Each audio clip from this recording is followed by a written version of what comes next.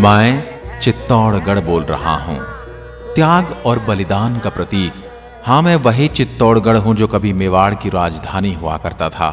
मैं मेवाड़ की राजधानी रहा, लेकिन मैं कभी किसी के अधीन नहीं रहा। मेरी मिट्टी के कण कण में शौर्य और बलिदान की खुशबू आती है। मैं शक्ति, भक्ति, त्याग और बलिदान की धरती के रूप में जाना जाता हूं।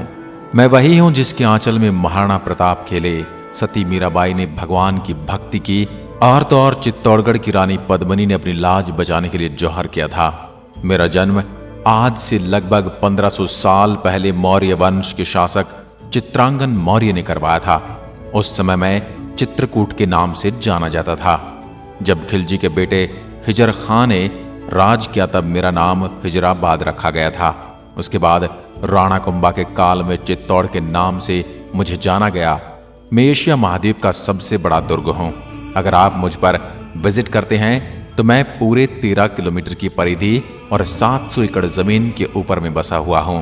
एक समय था जब मेरे अंदर छोटे बड़े करके 113 मंदिर थे, 84 पानी के कुंड बने हुए थे और 8 भव्य महल बने हुए थे। लेकिन जब मुगलों ने मुझ पर आक्रमण किया तो मुझे बुरी तरह से तहस नहस कर दिया गया। यदि आज मेरी बात की जाए तो मैं देखने में खंडहर ही बचा हूं और मुझे सुनने के लिए एक सुंदर सा इतिहास और खाने में मेरे यहाँ के सीताफल बड़े प्रसिद्ध हैं। 7वीं सदी से लेकर 9वीं सदी तक मेरे ऊपर चंद्रगुप्त मौर्य के वंशजों ने राज किया और उसके बाद सूर्यवंशी राजाओं का राज रहा, जिसमें बप्पा रावल, राणा सांगा, राणा रतन सिंह, महाराणा कुंभा जैसे पराक्रमी राजाओं ने राज किया। इनमें सबसे ज्यादा राणा कुंभा ने सबसे ज्यादा 35 साल राज किया, जिन्होंने कुंभलगढ़ बसाया। 9वीं शताब्दी से लेकर 16वीं शताब्दी तक मेरे ऊपर मुगलों ने 27 बार आक्रमण किए, जिसमें से 24 आक्रमण राजपूत सेना ने जीते और 3 हमले में मुगल विजयी रहे और उन्हें 3 मुकाबलों में से 2 मुकाबलों में यहीं की मेवाड़ राजवंश की आभा मेवाड़ की महारानियों ने जौहर किया। आप कभी मुझे निहारने आएंगे तो मेरे किले पर जाने के लिए 7 दरवाजे बने हुए हैं, जिनके नाम है पाडल पोल, दूसरा है भैरव पोल, तीसरा हनुमान पोल, गणेश पोल, लक्ष्मण पोल, जोड़न पोल, श्री राम पोल, पारस्परिक कलाकृति। ये 7 दरवाजे हैं। इनका निर्माण राणा कुंभा ने करवाया था। जो मुख्य दरवाजा है वह युद्ध के मैदान की तरफ है, जिसको सूरज पोल के नाम से जाना जाता है। जैसे ही आप किले की चढ़ाई पूरी करते हैं तो आपको सामने की तरफ कुंभा महल दिखाई देगा। ये वही महल है जिसमें महाराणा प्रताप के पिता उदय सिंह का जन्म हुआ था और वहीं मां पन्नाधाय ने उदय सिंह की रक्षा के लिए अपने बेटे चंदन सिंह का बलिदान भी दिया था और अपने बेटे की मौत के वियोग को अपने सीने में दबाकर उदय सिंह को लेकर कुंभलगढ़ पहुंच गई थी। इस महल में एंटर होते ही अस्तबल दिखाई देता है, जहां राणा कुंभा के 7 घोड़े बंधा करते थे और सामने ही झरोखे बने हुए हैं, जहां से राणा भगवान सूर्य के दर्शन करने के बाद ही अन्न जल ग्रहण करते थे। और जिस दिन मौसम खराब होने की वजह से सूरज नहीं निकलता था तो उसके लिए 50 किलो सोने का सूरज बनाया गया था, जिसकी पूजा करके ही अन्न का दाना ग्रहण करते थे। इस महल में 2 भाग बने हुए हैं, जिनको जनाना और मर्दाना के नाम से जाना जाता है। इसमें जनाना में रानियां रहती थी और मर्दाना में पुरुष रहा करते थे। इसी महल में एक सुरंग बनी हुई है जो सीधा गोमुख कुंड में जाकर खुलती है, जहां से रानियां जाकर नहा कर आती थी। कुंभा महल से आगे जौहर स्थल के रूप में एक स्थान दिखाई देता है। मेरे सीने में जौहर के रूप में समाया वह दर्द है जिसे सदियों तक भुलाया नहीं जा सकता। 13वीं शताब्दी के अंदर अलाउद्दीन खिलजी ने मुझ पर आक्रमण किया था। आपको पता है कि वह किले की चढ़ाई करके युद्ध नहीं जीत सकता था, तो उसने किले के चारों तरफ 6 महीने तक घेरा डाल रखा था। बाहर से आने वाले राशन को उसने बंद कर दिया था। परिणाम स्वरूप मेरे अंदर रहने वाली जनता भूख प्यास से मरने लगी। जब यह खबर राणा रतन सिंह को लगी तो उन्होंने खिलजी से संधि करनी चाहिए, लेकिन खिलजी धोखे से उनको बंदी बना लेता है, जिसके बाद में गोरा बादल उन्हें छुड़ा लेते हैं। लेकिन राजपूत सेना ये युद्ध हार जाती है और उस समय मेवाड़ की महारानी पद्मिनी अपनी 16,000 सखियों, सहेलियों और दासियों के साथ में खुद को अग्नि कुंड के हवाले कर देती है और मेरी मिट्टी में समा जाती है। और उसके बाद में दूसरा जौहर हुआ 1534 के अंदर, जब बहादुर शाह ने आक्रमण किया। उस समय रानी कर्णावती ने 13,000 औरतों के साथ जौहर किया था। पहले एक कुंड की तरह था, लेकिन आज वहां मिट्टी डालकर गार्डन का रूप दे दिया गया है। सिर्फ एक हवन कुंड रखा है, जहां एक निश्चित दिन मेवाड़ के वर्तमान राजा आकर हवन करके जिन्होंने जोहर किया था उनकी आत्मा की शांति की प्रार्थना करते हैं। उसके बाद तीसरा आक्रमण अकबर ने किया था, वही अकबर जिसे आप द ग्रेट अकबर के नाम से जानते हैं। उस समय मेवाड़ के राजा थे महाराणा प्रताप के पिता उदय सिंह। उन्होंने चित्तौड़ का किला उनके सेनापति जयमल पत्ता के हाथों सौंप कर वहां से उदयपुर चले गए थे। उसी समय उन्होंने उदयपुर नगर बसाया था और जयमल पत्ता ने अकबर से लड़ाई करी और उसमें 8000 महिलाओं ने जौहर किया था। और इस युद्ध के बाद अकबर ने मेरी धरती पर जो रक्तपात मचाया था उसने आम जन को मार मार कर इस मिट्टी का रंग लाल कर दिया था। मैं इस दुर्दांत और इस आताताई राजा को कभी भूल नहीं सकता। जौहरकुंड के पास ही आपको विजय स्तंभ भी दिखेगा, जिसका निर्माण महाराणा कुंभा ने करवाया था। महाराणा कुंभा ने गुजरात और मालवा दोनों राज्यों को जीत लिया था। इसी की खुशी में उन्होंने विजय स्तंभ का निर्माण करवाया था। इसको बनने में पूरे 10 साल का समय लगा। उस समय इसको बनाने में 90 लाख का खर्च आया था। 122 फुट इसकी ऊंचाई है। इसके अंदर कुल 157 सीढ़ियां बनी हुई हैं और यह 9 मंजिला है और इसका आकार भोलेनाथ के डमरू के समान है। नीचे से 3 मंजिल चौड़ा है, बीच में 5 मंजिल संकरा है और ऊपर से 2 मंजिल फिर से चौड़ा है। मेरे राजस्थान पुलिस के बाएं हाथ पर इसी का सिंबल बना होता है। विजय स्तंभ के आसपास आपको टूटे फूटे खंडहर दिखेंगे। सब मेरे उस समय के मंदिर थे, जिनको अलाउद्दीन खिलजी ने रानी पद्मिनी के नहीं मिलने पर तोड़ दिया था और बाद के आक्रमणकारियों ने भी ऐसा।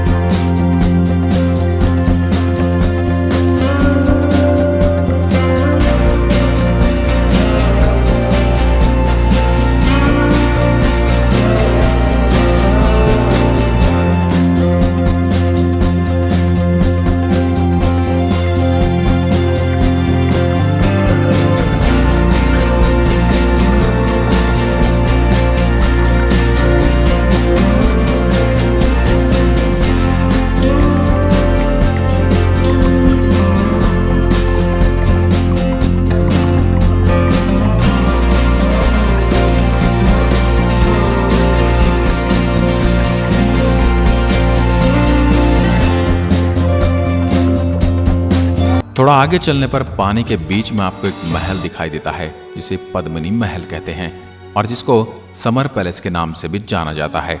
गर्मी के समय में 4 महीने रानी पद्मिनी इसी महल में रहती थी, क्योंकि उस समय एसी या कूलर तो होते नहीं थे, जो गर्मी के कारण यह जल महल बनाया गया था।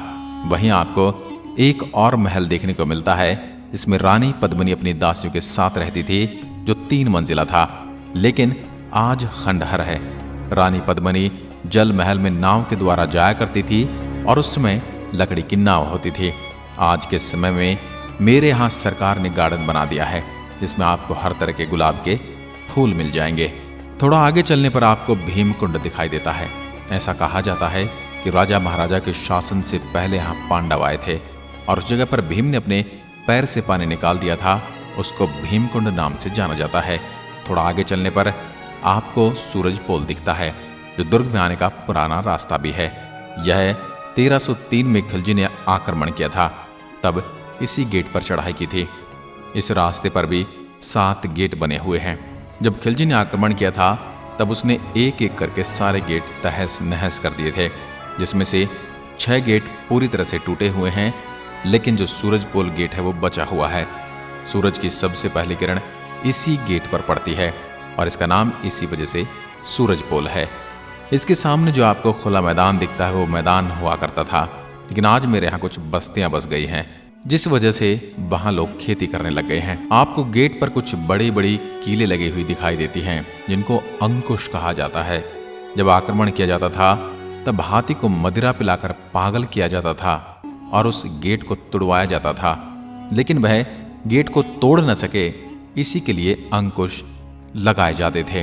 अब आखिरी में आपको बताता हूं कि कैसे आप मुझ तक पहुंच सकते हैं। मैं भीलवाड़ा और उदयपुर के मध्य बसा हुआ हूं। मेरे सबसे निकटतम हवाई अड्डा डबोक एयरपोर्ट, जो कि उदयपुर में स्थित है, जहां से मेरी दूरी 90 किलोमीटर पड़ती है और आप ट्रेन से भी आसानी से पहुंच सकते हैं। चित्तौड़गढ़ अपने आप एक रेलवे जंक्शन है, जहां लगभग हर शहर से ट्रेन उपलब्ध हैं। अगर मैं मेरे स्थानीय लोगों के खान पान की बात करूं तो यहाँ का सबसे प्रसिद्ध खाना दाल बाटी चूरमा है, जो काफी लजीज भोजन होता है। और मेवाड़ के लोग अपनी मनोहार के लिए भी विश्व प्रसिद्ध हैं। यहाँ के उपयुक्त मौसम की बात करूं तो गर्मियों में यहाँ का मौसम बड़ा ही गर्म होता है और उस दौरान अधिकतम तापमान 44 डिग्री सेल्सियस तक जाता है। मानसून के दौरान रुक रुक कर होने वाली वर्षा के कारण हवा नम होती है। इस स्थान की यात्रा के लिए ठंड का मौसम सबसे उपयुक्त माना जाता है। तो ये थी मेरी आत्मकथा, जो त्याग, बलिदान और भक्ति से सराबोर है। मैं खुद को अत्यंत गौरवान्वित महसूस करता हूं कि मेरे पर उन शासकों ने राज किया जिन्होंने मुझे कभी दुश्मन के हाथ में नहीं सौंपा। दोस्तों, इसके बारे में आप क्या कहना चाहते हैं मेरी इस पावन मिट्टी को लेकर? अगर गलती से भी मेरे बारे में मैं कुछ भूल गया हूं तो मुझे कमेंट करके जरूर बताएं, और यदि आपको मेरी आत्मकथा पसंद आई है तो मुझे दूसरों तक भी पहुंचाएं। धन्यवाद। जय हिंद, जय भारत।